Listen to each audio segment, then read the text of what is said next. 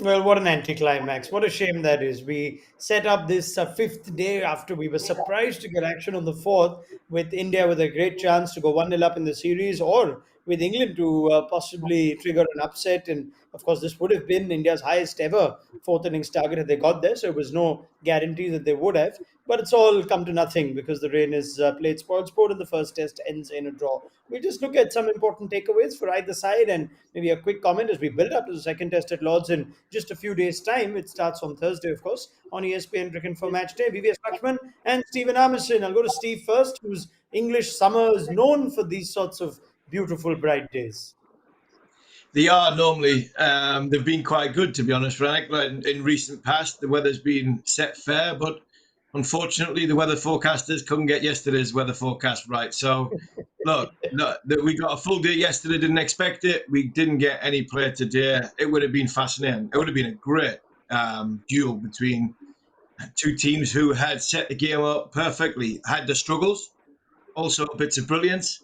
And I didn't think it was a sure thing that India were going to knock off 290 Sure. win. I backed my boys. I thought England were gonna get the 9 wickets required to win this Test match. So on as even, move on to Lords. A lot of question marks for both sides before that Yeah. Thursday toss. Yeah. Before we get into those question marks, that's interesting that Steve says that, VVS. Would you think India are the more disappointed team? They had the better chance to go 1-0 up? You expect that, especially the kind of quality and the kind of experience this Indian team has, at their disposal. We've seen what they have done in Brisbane, chasing a big target against a quality Australian bowling lineup. The two on a ground where Australia has never ever defeated India. In the absence of Jadeja, in the absence of their captain Virat Kohli. But having said that, I think the way Jimmy Anderson, Stuart Broad were bowling, and also Robinson was very impressive in the first innings. Anything could have happened, and I think the first hour's play was going to be a defining, session. And once India would have gone through that period, then I'm sure they would have easily cruised and chased down this target. Having said that, a lot of positives even from England's point of view, especially the knock of the captain in both the innings would really give a lot of confidence going into the remainder of this Test series. Yeah, you'd think that even if India would have won this game, there's a very good chance Joe Root would have still been the preferred candidate for player of the match. As it turns out, he is the recipient of that award. So that's an award that no one can dispute. As Steve rightly points out, nil-nil going into what's still a long test series. So we've got plenty of time to establish a winner. But let's look at those takeaways. Steve, let's start with England. You said plenty of questions. Joe Root was asked about some of those areas of improvement. What's the biggest concern is these back-to-back tests almost come around? What do England need to fix between this one and the next? Well, there's a few things that England need to fix. I think England have got more questions than India going into Lords. I think they need to fix the top order. 1, 2, and 3 just hasn't fired. Sibley batted a long time, and that's his job. He batted 133 balls, and you'd want that from your opener, but the challenge of his strike rate's got to be better. But he's occupied the crease, and you'd argue that if it wasn't for 133 balls that he faced in the second innings, England would have lost the game by the end of day 4. So sticking with the captain, I think that's done. It's held the game for England. So I think there will be question marks. You've got Ollie Pope to come back in. I think he's got to fit in somewhere. Back-to-back Test matches. You've only got a 4-man seam attack. With one of the question marks on Sam Curran, how much use he got, and you're asking a lot of a 35 and a 39-year-old experienced bowlers that they are, but back-to-back Test matches with 150-mile round trip to Lords and 2 or 3 days off is going to be a big ask. So wouldn't surprise me if there's a bowling change in there. But Root is a massive positive, a huge positive for England. And the way England bowled, I think a lot of the bowling attack will say, I'm well within my right to say I don't deserve to be dropped. I don't deserve to be rotated, because actually, when you look at it, VVS mentioned the caliber of the Indian batting unit. We bowled them out in under 90 overs, and we bowled them out for under 300 in the first innings of a Test match. We've actually bowled quite well here. So, from that point of view, I still think the balance of England's side could be looked at and addressed, and be a little bit braver. But when it comes to it, the biggest plus point for England is the captain. When your captain gets off to a start in the first Test match of a summer or a series, things bode well for you. Yep. VVS, if you were to advise this English team, it looks like because of their concerns of the top order, they played the extra batter. It meant a four-man seam attack. It meant Sam Curran at 8 and Butler at 7 and Lawrence at 6. Would you look at that as an overly defensive or negative approach? Would you think England are better off playing somebody else, playing perhaps a spinner, or at least trying to to change the balance of this team ahead of Lords? Yeah, probably only one change. Probably have Jack Leach in place of Lawrence, because Sam Curran is more than Andy batsman at number 7, and then have that variety in the bowling lineup. But I wouldn't really like say either of Broad or Anderson to be rested. I think that's a mistake which England did in India. With Yeah. the rotation policy, with the workload management, because if they have to put pressure on this Indian batting lineup, I think the start of the series is very, very important. And if India wins one of the earlier test matches, then I think the pressure will mount on Joe Root and the English team. So I think, they can go even to Lords with the same bowling combination in the fast bowling department and just add Jack Leach, and it will get a lot more variety in that bowling lineup. And they should back the 7 batsmen they've selected, and Robinson is also more than capable batsman. So I think playing that extra batsman in the form of Lawrence was probably a very defensive approach at the start of the series. Would you make that change with the spinner, Steve, or would you want to bring in Ollie Pope and keep the same balance, given it's just one test? I must admit, I personally would like to play a spinner. I want to play a spinner at Lords because of the slope in DRS. I think the slope in DRS at Lords in the modern day game now, I think that does help. Even if it doesn't spin, going down the slope, miss the inside edge, and you get a pad, all of a sudden, the umpires have got to make a decision and they're in the game. Problem is, I don't think England back the spinner. I don't think England really think this, at this moment in time, Joe Root's probably a better option than Jack Leach, especially with no Ben Stokes. Ben Stokes plays, Jack Leach plays, that's not a problem. The balance of the side sorted out. I actually think England might make a couple of changes. I think Pope will come back into the side. Where he fits in, I'm not sure. I think he might go in at number 3.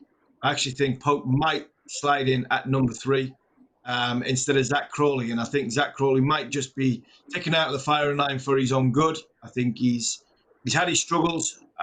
He probably needs to just to come out. This kid is going to be a fantastic cricketer. He's going to play a lot of test matches. Just think at this moment in time, the pressure that's on the young man's shoulders, it seems to be affecting his batting. So I'd just take him out for a game, bring Pope in. I'd love to change the balance and bring an extra bowler in, but I don't think England's vulnerability of the batting unit can handle that as much as VVS is right. I think you need to back the batsmen and tell them they've got to score runs and put the pressure on them. I just don't think that's going to happen. And I think one change in the bowling seam department, I think England might bring in Mark Wood, give them a little bit more firepower at the expense of probably Stuart Broad, and give Stuart Broad a rest for later on in the summer because of back-to-back test matches. All right, let's talk about India's takeaways and 2 big ones, VVS. Rahul with the bat, Bumrah with the ball. Thoughts on that? Yeah, I think Rahul was sensational, because before the first test, in fact, there was a talk that he's considered more as a middle order batsman. And just by default, because Mayank Agarwal got injured, there was no other opener apart from Abhimanyu Ishwaran, who has not made his international debut. So I think the team management reposed faith in the experience KL Rahul has. And he has proved himself, and it's not only about getting that runs, but the manner he got those runs, the kind of technique he displayed, the kind of concentration and discipline he displayed. I think his shot selection was spot on. It's just disappointing from Rahul's point of view that he didn't convert that into a 3-figure mark. But having said that, the kind of form he has shown, I'm sure he will be really hungry to convert the starts into big score, because he realized that once you don't perform for 3 or 4 innings with the kind of competition there is in the squad, someone come and take your spot. So I think that's the biggest positive. And if you have to beat England in England, the top order contribution will be very, very important. And Rohit Sharma, even though he didn't convert that start into a big score, I thought he was very, very, even though subdued, but he was very disciplined and he looked composed and calm on the crease. And the other biggest plus for India and Virat Kohli is the just the confidence and the rhythm which Jasprit Bumrah displayed. We Hmm. talked extensively during the World Test Championship final that he's an awesome bowler.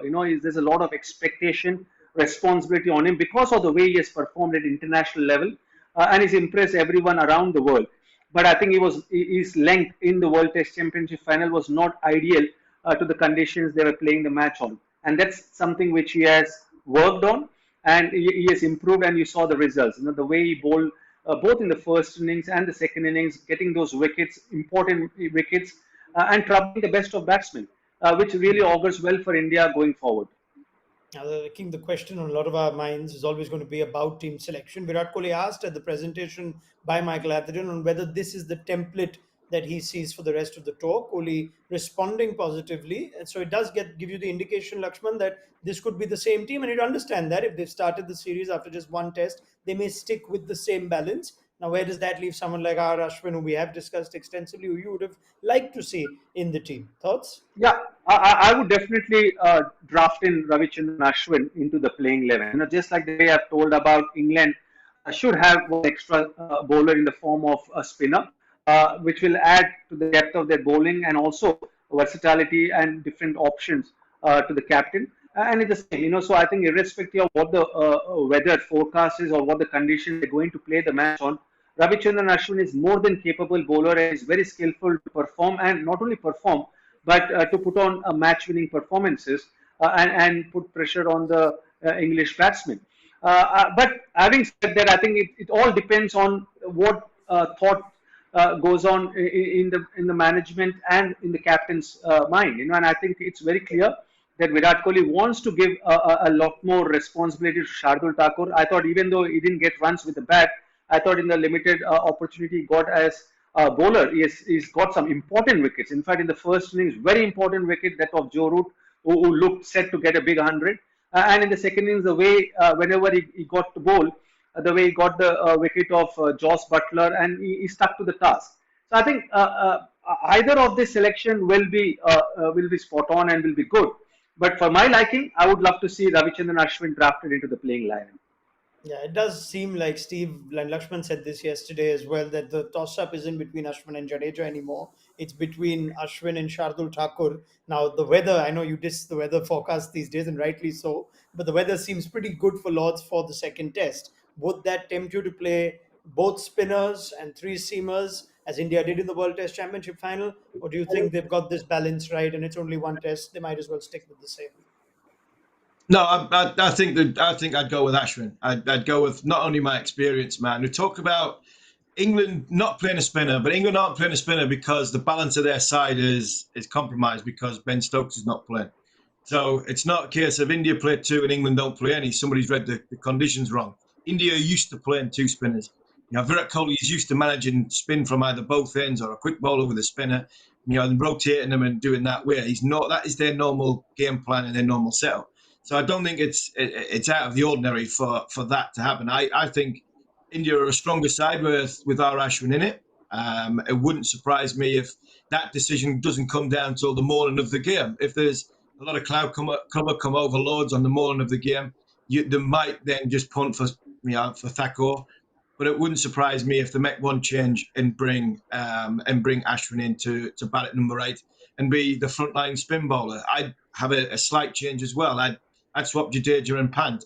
I'd take a little bit of responsibility off Pant, bat with Jadeja at 6, and the free spirit of Pant let him loose at number 7 between two experienced heads of Jadeja at 6 and Ashwin at 8. But there's a load of positives from an Indian point of view. They've got England's top order where they want them.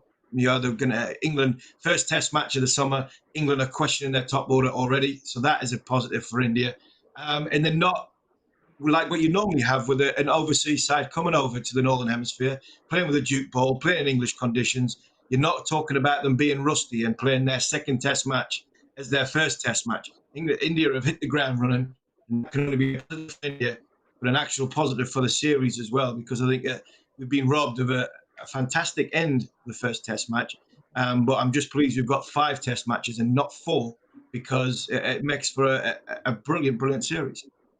All right, there are going to be some decisions that both managements will need to make, but let's get to that perhaps once we have more information. Some injury news and updates as well could be handy from Ishan Sharma to see if he's in contention for the second test. So we'll come to that as we preview the second test. VVS Laxman will be back with us for it. So too Stephen Harmison. So gentlemen, we'll see you then. Thank you very much for your time and your thoughts on ESPN Cricket for Match Day. It's a shame that we couldn't get a fifth day's player, but this is still a long series, and you think there will be a winner at the end of it. So do join us for coverage for the second test at Lords, which begins on Thursday. Bye bye.